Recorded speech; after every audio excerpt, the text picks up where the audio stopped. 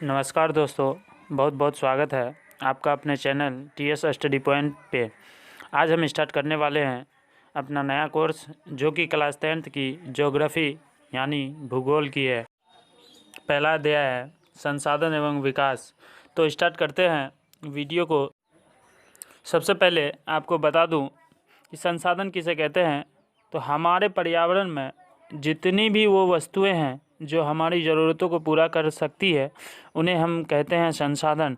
ठीक है, जितने भी वस्तुएं जो हमारी ज़रूरतों को पूरा करें वो है संसाधन। अगर हमें कार को ड्राइव करना है तो उसके लिए चाहिए हमें पेट्रोल। अगर पेट्रोल हमारे ज़रूरतों को पूरा करता है तो पेट्रोल क्या हमारे लिए संसाधन हो गया।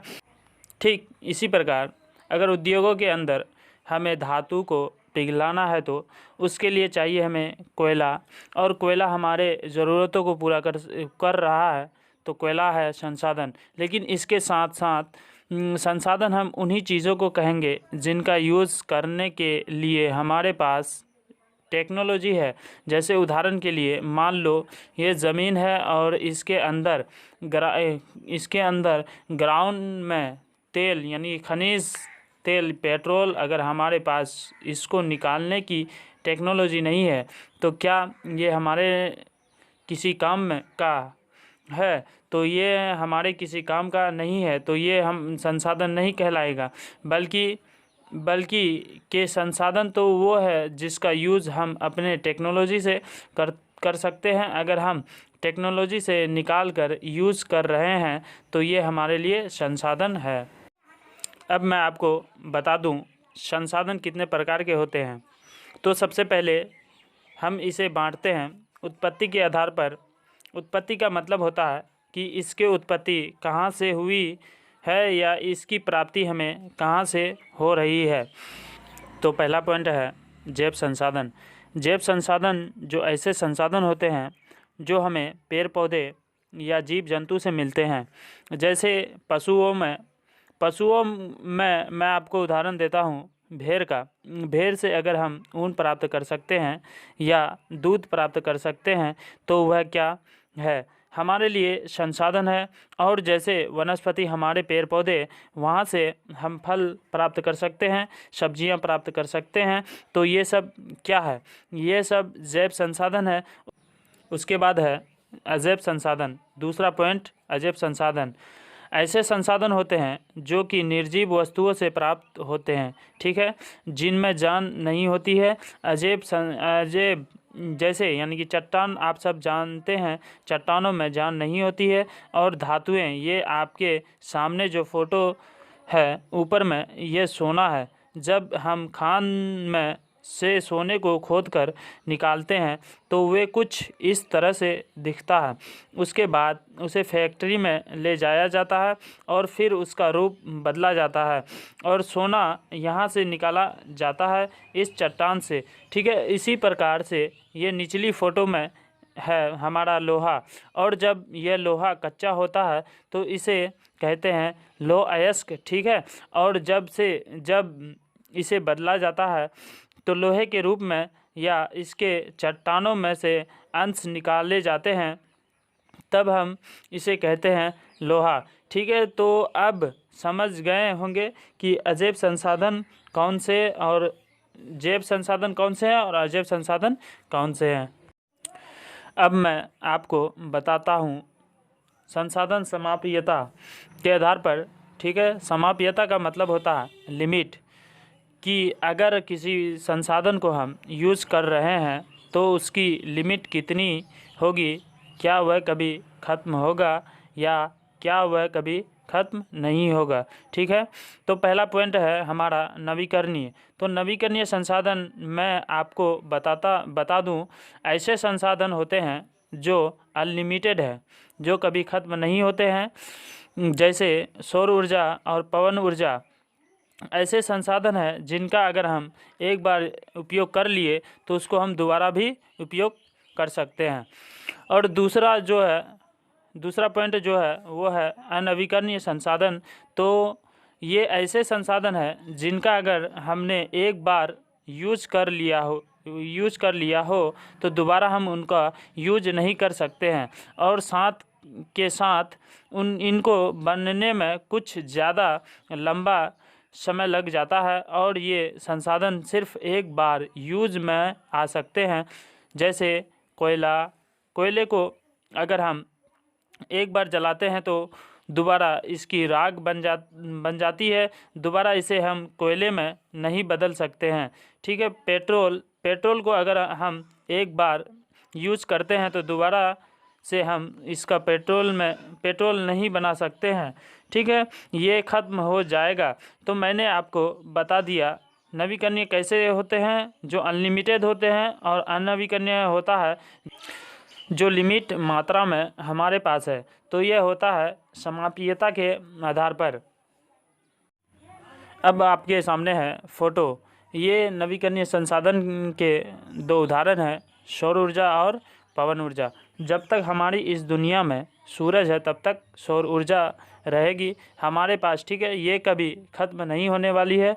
और जब तक इस दुनिया में हवा है तब तक पवन ऊर्जा है, तब तक हम इस हवा से बिजली बना सकते हैं। ठीक है, तो ये नवीकरणीय संसाधन है जो कभी ख़त्म नहीं होने वाली है। अब इसे बांटा जाता है स्वामित्व के आधार पर। स्वामित्व का मतलब होता है मालिकाना हक या अधिकार। ठीक है, कि वह संसाधन जो उस पर किसका अधिकार होगा, किसका मालिकाना हक होगा। तो पहला पॉइंट है व्यक्तिगत संसाधन। व्यक्तिगत संसाधन का मतलब होता है जो हमारे पर्सनल संसाधन है, जैसे हमारा घर, हमारी जायदाद, हमारी कार, हमारा खेत। ठीक है, ये सब क्या है, ये सब हमारा पर्सनल संसाधन है जिस पर सिर्फ हमारा हक हो। लेकिन बहुत से किसान को सरकार द्वारा भूमि दी जाती है और बदले में किसान उन्हें लगान चुकाते हैं। तो ये किस किस्म के संसाधन में आते हैं, ये भी आते हैं व्यक्तिगत संसाधन में। दूसरा पॉइंट है सामुदायिक स्वामित्व वाले संसाधन। तो ये ऐसे संसाधन है जिस पे किसी एक बंदे का अधिकार नहीं होता है। एक बंदे का अधिकार क्या होता है, उस पर नहीं होता है। इस पर अधिकार होता है पूरे सामुदायिक, यानी कि पूरे समाज के होते हैं, यानी कि पूरे जितने भी समाज में रहते हैं उस समाज में। मान लो कि कोई सरकारी भवन हुआ, शमशान घाट हुआ, तो उस शमशान घाट और उस सरकारी भवन में किसका हक होगा, पूरे गांव वाले का हक होगा। तो ये क्या होते हैं, ये हमारे सामुदायिक यानी कि सामुदायिक स्वामित्व वाले संसाधन होते हैं। तीसरा पॉइंट है राष्ट्रीय संसाधन। ठीक है, जो किसी देश के होते हैं। तो ये ऐसे संसाधन होते हैं जिस पे किसी देश की सरकार का या उस देश का सिर्फ हक होता है। जैसे सारे खनिज, जल संसाधन, जंगल जिन्हें हम वन कहते हैं, और रेल, इन पर सिर्फ सरकार का हक होता है। जितने भी खनिज हैं उन सब पर सरकार का हक है। लेकिन सरकार के पास एक अधिकार और होता है। वो अधिकार क्या है, मान लो ये आपका भूमि है, आप एक दिन इसमें खुदाई कर रहे हैं, नीचे से इसका निकल गया पेट्रोल। ठीक है, तो आप सोचेंगे कि हम मालामाल हो गए हैं। लेकिन अगर गलती से भी सरकार को पता चलता है कि आपकी भूमि में तेल निकला है, तो ये भूमि सरकार के अंदर में आ जाएगी और सरकार इस पर कब्जा कर सकती है। चौथा पॉइंट है अंतर्राष्ट्रीय संसाधन। तो कुछ ऐसे भी संसाधन होते हैं जिस पे ना तो एक व्यक्ति का हक होता है, ना एक देश का हक होता है, बल्कि इस पर कुछ अंतर्राष्ट्रीय संसाधनों का नियंत्रण होता है। ठीक है, और ये तट रेखा से 200 किलोमीटर समुद्री मील की दूरी पर होते हैं। जैसे अगर कोई देश है, हमारा भारत का ये निचला हिस्सा है और ये समुद्र है और 200 मील की दूरी पर संसाधन है, तो भारत का इस पर कोई हक नहीं है। इस पर हक है अंतर्राष्ट्रीय संस्थानों का। तो इन्हें कहते हैं हम अंतर्राष्ट्रीय संसाधन। अब संसाधनों को बांटा जाता है विकास के स्तर पर। ठीक है, इनका विकास कितना हुआ है। तो पहला पॉइंट है संभावित संसाधन। ये ऐसे संसाधन है जो किसी क्षेत्र में होते हैं लेकिन इसका उपयोग अभी तक नहीं किया गया है। जैसे भारत के पश्चिम भाग में सौर ऊर्जा। भारत के पश्चिम भाग में गर्मी बहुत ज़्यादा होती है, तो यहाँ पर हम सौर ऊर्जा का प्रयोग कर सकते हैं, लेकिन अभी तक उसका प्रयोग नहीं किया गया है। तो इसे कहते हैं संभावित संसाधन, जिनकी संभावना पूरी है यूज करने की, लेकिन अभी तक यूज नहीं किया गया है। दूसरा पॉइंट है विकसित संसाधन। यह ऐसे संसाधन है जिसका हम यूज कर रहे हैं और इनकी मात्रा लिमिटेड है। ठीक है, ये लिमिटेड मात्रा में हमारे पास है। अगर इसे पहले ख़त्म कर देते हैं तो आने वाली भावी पीढ़ियों को ये संसाधन नहीं मिल पाएंगे। और ये ऐसे संसाधन हैं जिनका सर्वेक्षण कर चुके हैं और इसका अनुमान लगाया जा चुका है कि ये सिर्फ कुछ ही साल और चलेगा। जैसे पेट्रोल है, पेट्रोल बहुत कम बचा है हमारे यहाँ पर। पृथ्वी पर अगर हमने इसको नहीं बचाया तो आने वाले पीढ़ियों को पेट्रोल नहीं मिल पाएगा। तो इससे कहते हैं हम विकसित संसाधन जिसका हम प्रयोग कर रहे हैं डेली। तीसरा पॉइंट है भंडार। भंडार किसे कहते हैं कि पर्यावरण में उपलब्ध वे पदार्थ जो मानव की आवश्यकताओं की पूर्ति तो कर सकते हैं, मतलब ऐसी वस्तुएं या ऐसे पदार्थ जो हमारी इच्छाएं तो पूरी कर सकते हैं, लेकिन हमारे पास टेक्नोलॉजी नहीं है उसको निकालने की, तो उसे हम किस में रखेंगे? भंडार में। लेकिन हमारे पास टेक्नोलॉजी है तो वे हमारे लिए संसाधन है, उसका हम यूज कर सकते हैं। तो उदाहरण के लिए मैं आपको बता दूं, जो हमारा जल है, पानी, यानी कि जो बनता है दो ज्वलनशील गैसों से, ठीक है, और ये ऊर्जा का मुख्य स्रोत बन सकती है। तो हमारे जल है उससे हम बिजली बना सकते हैं, लेकिन हम बिजली क्यों नहीं बना पा रहे हैं? क्योंकि हमारे पास टेक्नोलॉजी नहीं है उसको बनाने के लिए। तो इसे हम किस में रखेंगे? भंडार में। चौथा पॉइंट है संचित कोष, जिसे हम कह सकते हैं सेविंग संसाधन। सेविंग संसाधन तो ये भंडार का एक हिस्सा होता है, लेकिन टेक्नोलॉजी द्वारा इसका प्रयोग किया जा सकता है। पर अभी तक इसका प्रयोग नहीं किया जा रहा है क्योंकि इसे फ्यूचर के लिए बचा कर रखा गया है। तो ऐसे संसाधन जिन्हें हम फ्यूचर के लिए बचा कर रखते हैं उन्हें संचित कोष संसाधन कहते हैं। अब आपके सामने टॉपिक है संसाधनों का विकास। हम सब जानते हैं मानव ने संसाधनों का अनादुन उपयोग किया है और जिसे कुछ समस्याएं आई है। वो समस्याएं क्या है?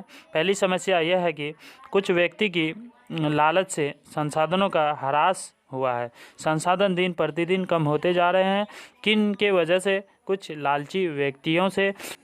दूसरा पॉइंट है कुछ लोगों के हाथ में संसाधन आए और कुछ लोगों को नहीं मिले, तो इससे समाज अमीर गरीब में बंट गया है।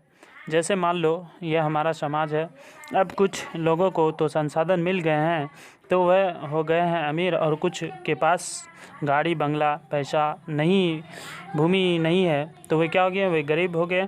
इससे क्या कर दिया कि समाज को दो भागों में बांट दिया गया, एक अमीर और एक गरीब लोगों में।